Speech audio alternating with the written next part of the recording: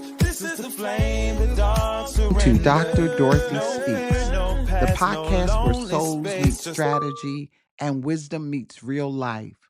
I am your host, Dr. Dorothy Parker, writer, teacher, and transformation guide. This is a space for the brave conversations, the honest reflections, and the deeper truths that awaken from the inside.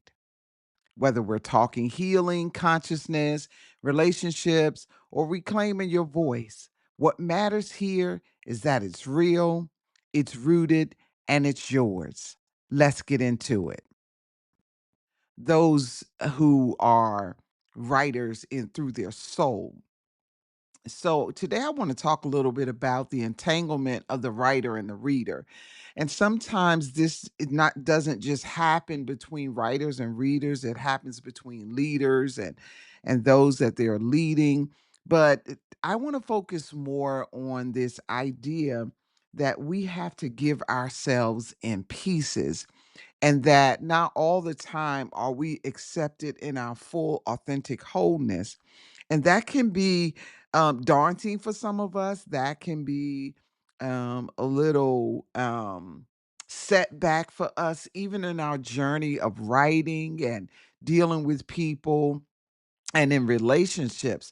It's so important that we don't miss this very important point that we are not always going to be accepted in our fullness and in the wholeness of who we are.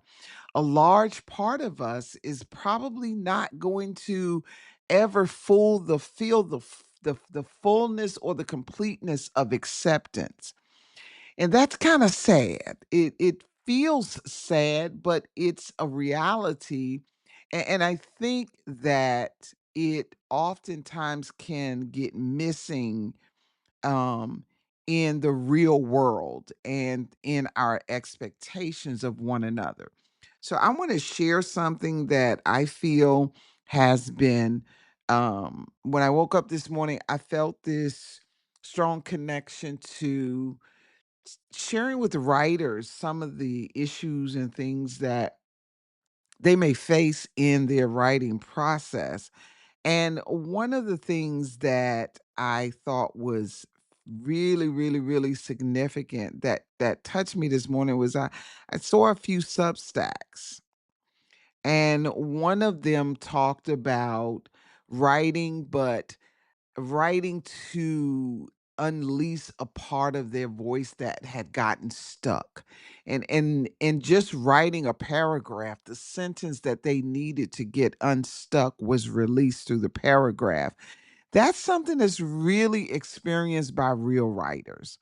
um Not necessarily every person that writes, because every person that writes is not really a writer. Some people are do it for work.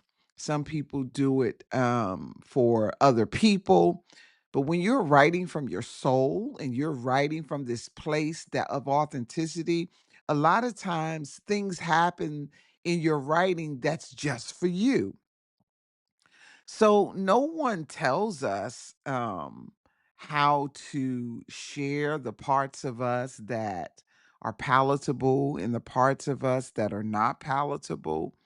And so today I'm just going to share a little bit about writing from this place of pieces, you know, the place where not all the parts of you are acceptable, palatable, don't fit in the norm, may not even make it in the market. How many of us have sent manuscripts of our writings to places and we've got nothing but rejection? And so a lot of times when we write, one of the things I've learned, I've been writing since I was a child. Like, and when I started learning how to write letters in elementary school, I thought writing was so sacred. I thought it was almost like a conscious awakening for me that what was in my head could literally be written on paper and other people could read it, experience it. It it felt a little vulnerable, but then at the same time, there was this place of release inside of me that said, "You know what? I don't everything that is inside of me, I don't have to say. Everything that's inside of me, I don't have to necessarily share with someone in this outward expression."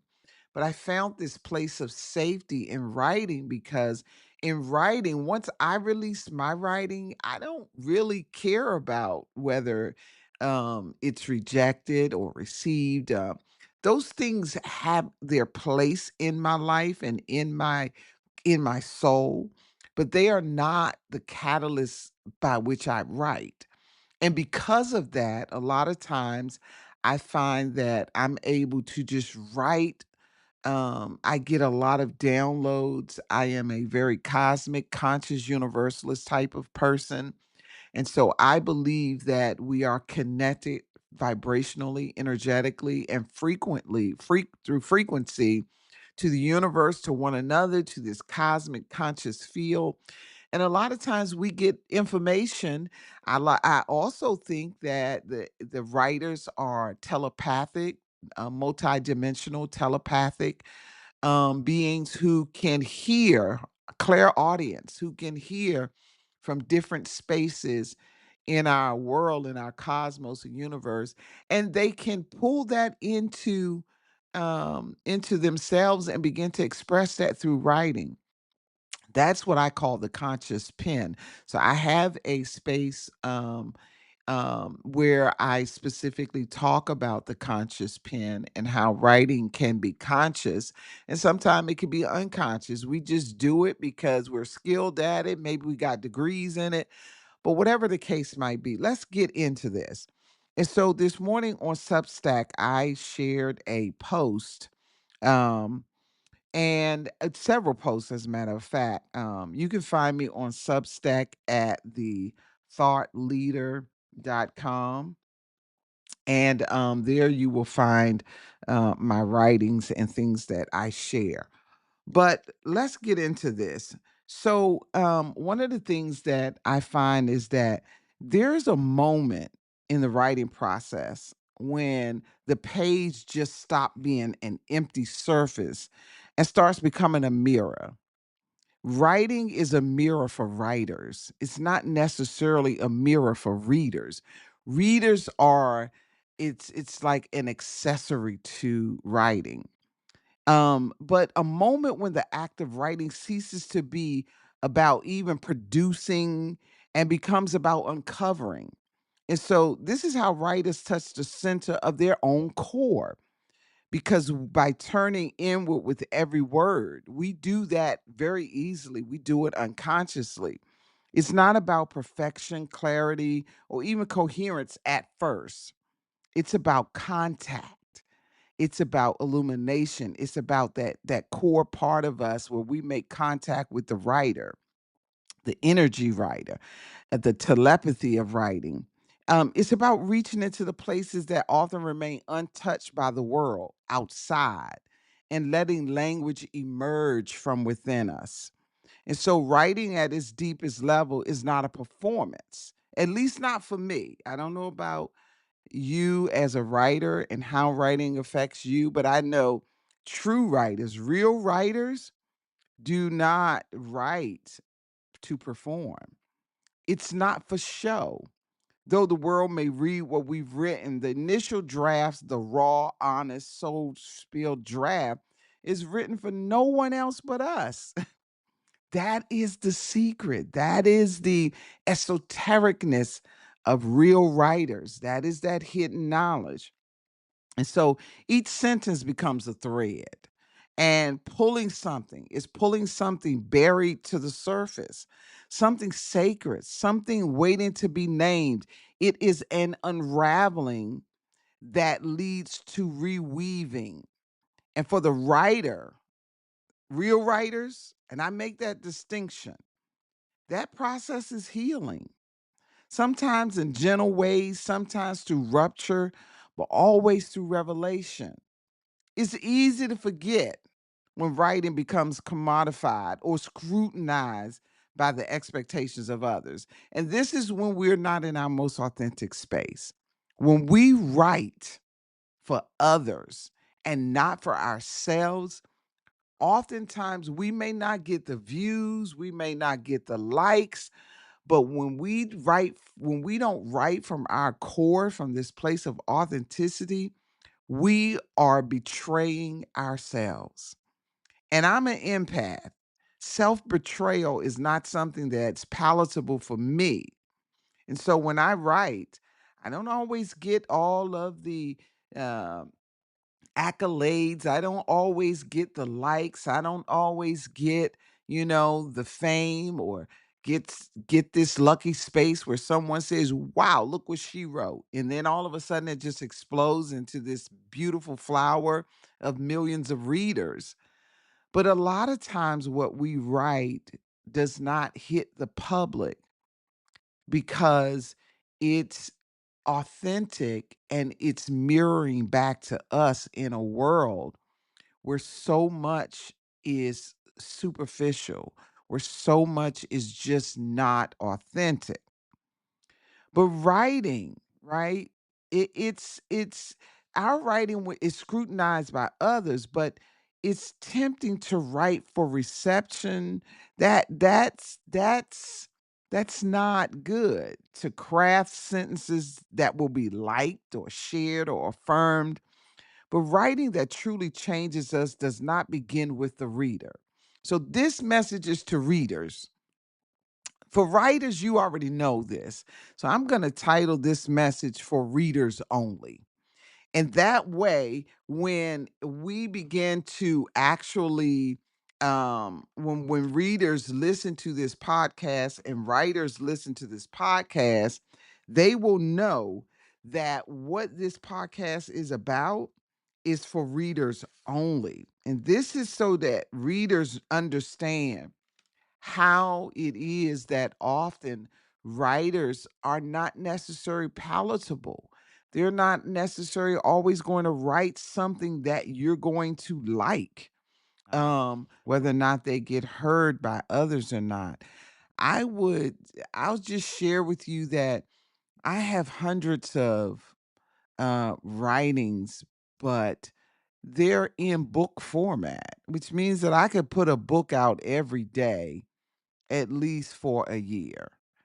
And I don't put out everything I write because everything I write is not for everybody. However, when I do feel this pull to put something out that I write, normally it's something that I just feel like somebody can resonate with. I don't know if I should be focusing on a specific audience, a quantity, or whatever, but I usually just put my writings out and put them in spaces where I am.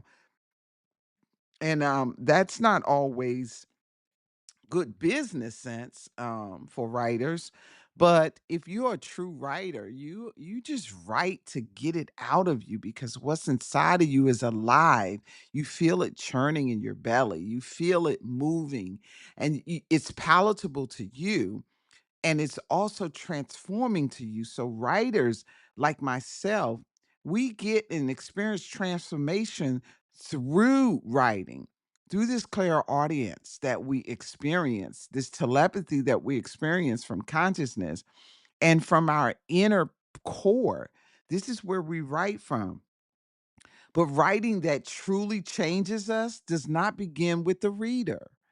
It's not necessarily the reader that we focus on when we're initially writing. It's when we're cleaning up and polishing the piece that we're thinking about the reader. It's when we're putting it in palatable format that we start thinking about the reader. But when we're initially writing, it's just raw. Um, and so it begins in the body of the writer. It begins in the breath we hold as we hover over a sentence that feels too close to the bone. It begins in the decision to tell the truth, even if that truth trembles. I wrote a piece on Substack called my hands are shy. My hands are too shy. And that came from a friend of mine. We were having a conversation and I was asking her about, some things that she liked to do. And she was like, "No, I'm just too shy. I'm too shy." I said, "Well, write about it." She said, "Well, my hands are too shy as well." And so I got a whole revelation from that. That happens to real writers. You can say things and these and writers can like literally go deep into it. We are not just wordsmiths, but we vibrate and receive through words. One word can unfold like a flower to us. And so when she said that, I understood that there was this distance between the hand and the mind, because sometimes we can write things that we feel too shy to say. But then there are times that things we feel too shy to say, our hands just feel too shy to even write. So it's a lot in this recording that I'm doing today, in this podcast that I'm doing, and I'm hoping that it will resonate with the readers. But it begins our breath. We start to feel it, and it begins in the decision to tell the truth, even if that truth trembles inside of us, even if it exposes us.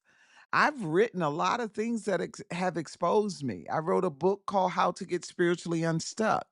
And it's my journey of coming out of religion and going through religious deconstruction and transformation. And I had to unveil a lot of things. So sometimes our writings expose us because when we write from that place, from the center, we don't just share information, we transmit energy. And that energy, that frequency, that carries the power to restore the writer long before it ever touches the reader. So, to all the readers out there, when you're picking up someone else's writing, understand what went into that writing just to get it into your hand, to get it into your presence. Just think about the energy, the vibration and frequency that that writer had to go through. I know not everything is for the reader. Everything is not palatable. So I understand that there are some things that we write that the reader is just not going to like. I understand that. So that is, we do not hold that charge to the reader. But what I do say is that the reader, you are not just um a a passive bystander for writers, because like I said, long before you read what we write, it is we have already been touched by it. So you as the reader, you then become a witness.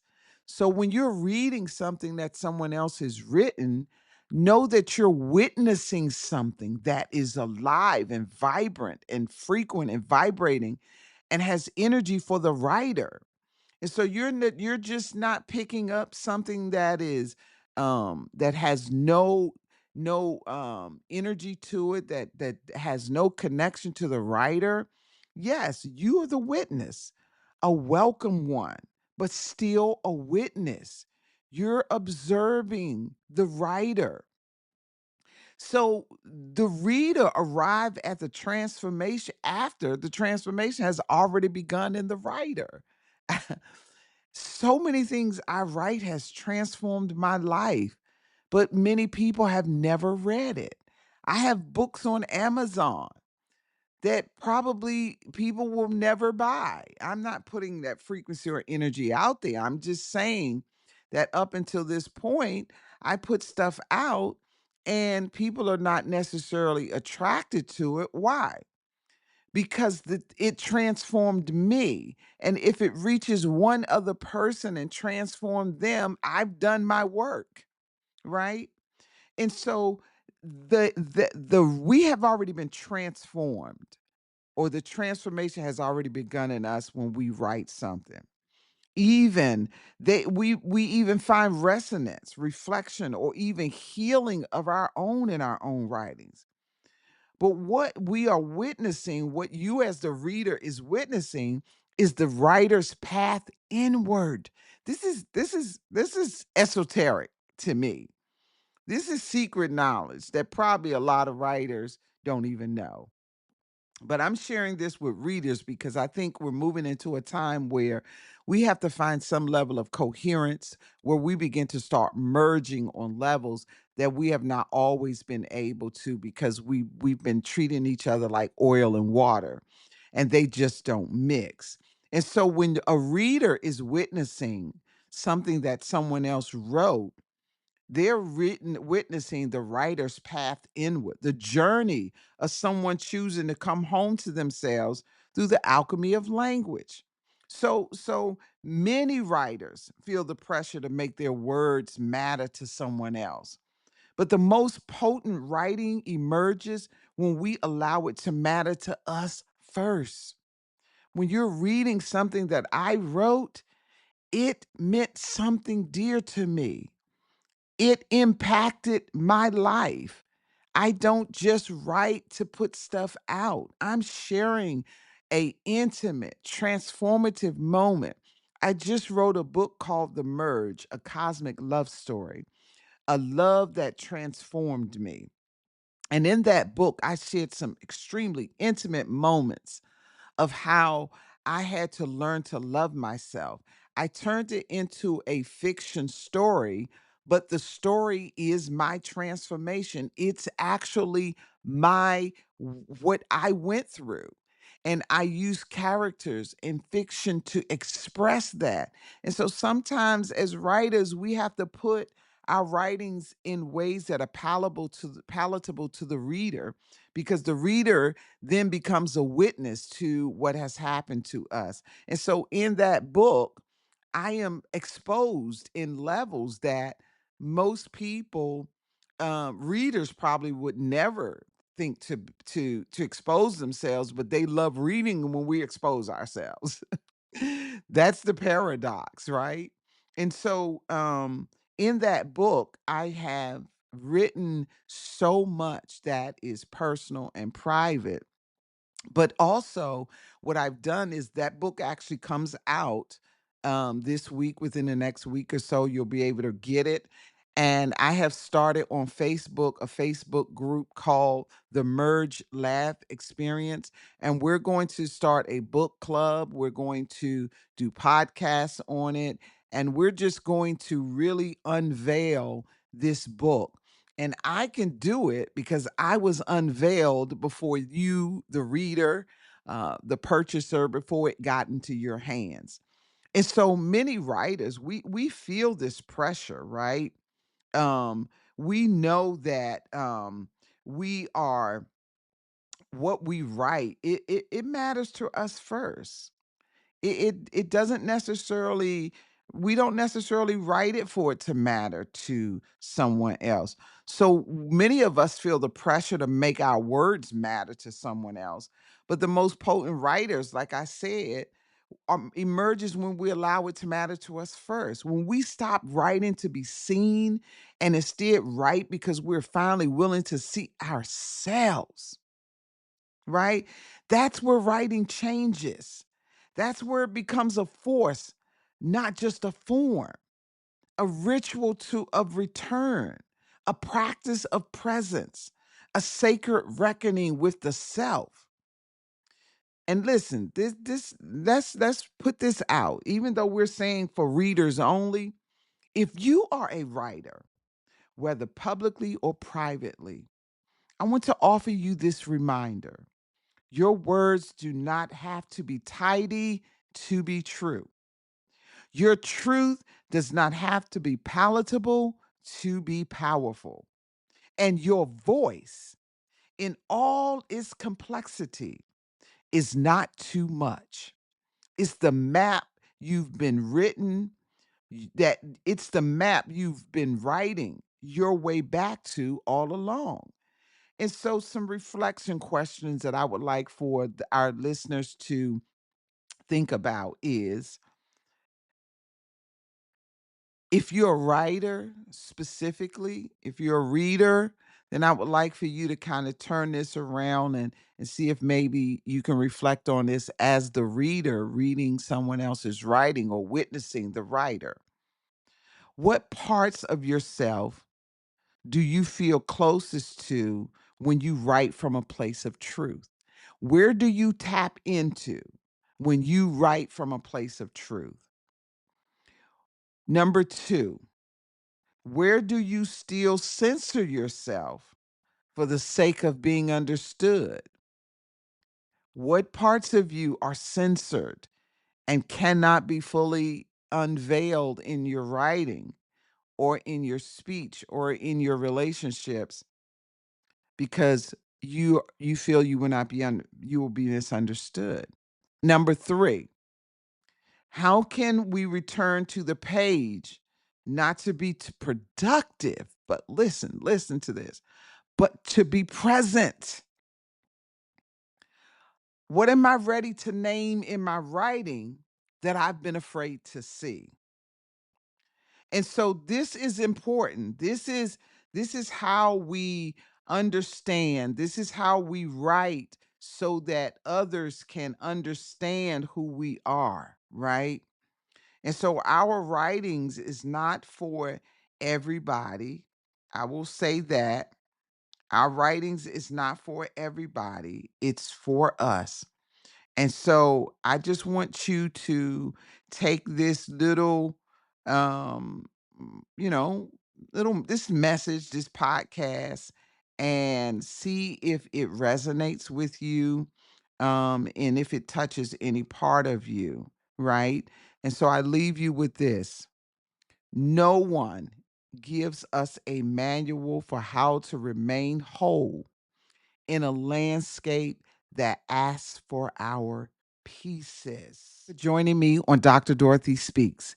If this episode resonated, don't keep it to yourself. Share it, live it, and let it guide your next step.